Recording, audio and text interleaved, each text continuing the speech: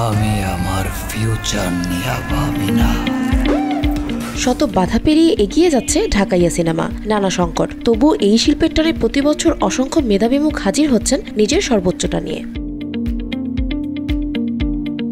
ধীরে ধীরে ঢালিউডে প্রযুক্তির বিকাশ, দর্শকদের রুচির পরিবর্তন এবং আন্তর্জাতিক মানের কন্টেন্টের প্রতিযোগিতা বেড়েছে, যা এই শিল্পকে নতুন এক উচ্চতায় নিয়ে যাচ্ছে। বেড়েছে এই শিল্পের অর্থলগ্নিকারীও। তাই ঢালিউডের নায়কদের পারিশ্রমিকও বেড়েছে আগের তুলনায় অনেক গুণ, যদিও তো বর্তমান বাস্তবতায় অনেক কম।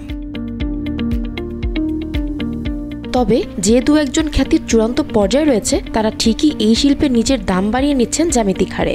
আজ আমরা জানবো ঢালিউডের সেরা অভিনেতারা কে, কত পারিশ্রমিক নিচ্ছেন এবং তারা কিভাবে এই অবস্থানে পৌঁছেছেন। বাংলাদেশের চলচ্চিত্র শিল্পে সবচেয়ে জনপ্রিয় ও সর্বোচ্চ পারিশ্রমিক পাওয়ার নায়ক হলেন শাকিব খান। ঢালিউডের কিং খান হিসেবেই সবাই তাকে মানে। দীর্ঘ 2 দশকের বেশি সময় ধরে তিনি এই ইন্ডাস্ট্রির শীর্ষে রয়েছেন। জনপ্রিয় এই অভিনেতা বর্তমানে প্রতিটি ছবির জন্য নিচ্ছেন 1.5 কোটি টাকা। কোটি টাকার কাবিন, চাচ্চু, দাদিমা, তার অসংখ্য ব্যবসা সফল সিনেমা তাকে ঢালিউড সুপারস্টারে পরিণত করেছে। ধর্ম বলতে আমি একটাই ধর্ম বুঝি, আর সেটা মানব ধর্ম। পরবর্তী অবস্থানে রয়েছেন আরিফিন শুভ।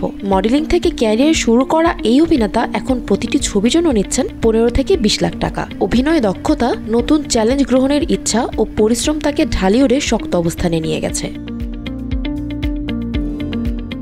শরীফুল রাজ, যার নাম একসময় অনেকে জানত না, কিন্তু পরাণ ও হাওয়া সিনেমার সাফল্যের পর তার পারিশ্রমিক পৌঁছেছে 15 থেকে 25 লাখ টাকায়। সিনেমা বক্স অফিসে হিট হলে অভিনেতাদের সম্মানই যে দ্রুত বাড়তে পারে তার প্রমাণ তিনি।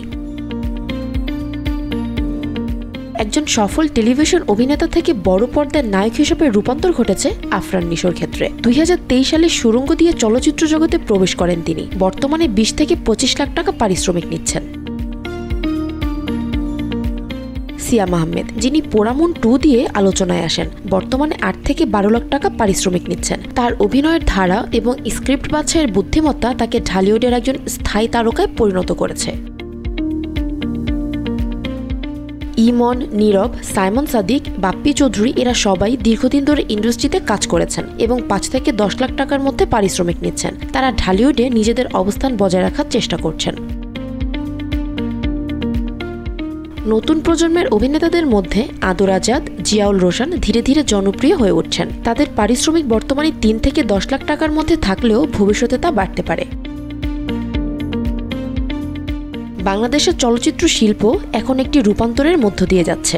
দর্শকদের প্রত্যাশা যেমন বাড়ছে, তেমনি অভিনেতাদের পারিশ্রমিকও বৃদ্ধি পাচ্ছে। নতুন প্রজন্মের অভিনেতারা কি ঢালিউডের শীর্ষস্থানে দখল করতে পারবেন, নাকি সাকিব খানের মতো কিংবদন্তিরা তাদের রাজত্ব ধরে রাখবেন?